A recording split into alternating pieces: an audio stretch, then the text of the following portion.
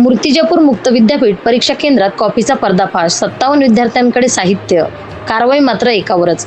मूर्तिजापूर यशवंतराव चव्हाण महाराष्ट्र मुक्त विद्यापीठाच्या उन्हाळी परीक्षेदरम्यान मूर्तिजापूर येथील गाडगे महाराज महाविद्यालय परीक्षा केंद्रावर कॉपी प्रकरण उघडकीस आले आहे.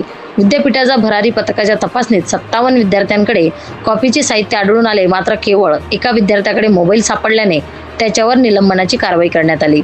इतर विद्यार्थ्यांकडे अगदी चिटोरे आढळूनही त्यांच्यावर कारवाई न झाल्याने परीक्षा व्यवस्थापनाच्या भूमिकेवर प्रश्नचिन्ह निर्माण झाले आहे. या प्रकाराची सखोल चौकशी करून जबाबदारांवर कारवाई करण्याची मागणी विद्यार्थी व पालकांकडून केली जात आहे.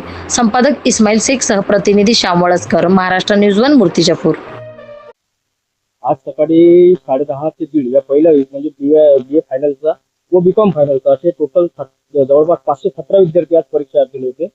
तर आज भरारी पथकाची गाडी जवळपास मला वाटते 12:30च्या दरम्यान आमच्या महाविद्यालयावर धडकली. तर त्यांना एका रूममध्ये थोडंसं संशयास्पद वाटलं. त्यांनी सगळ्यांची फिजिकल घेतली.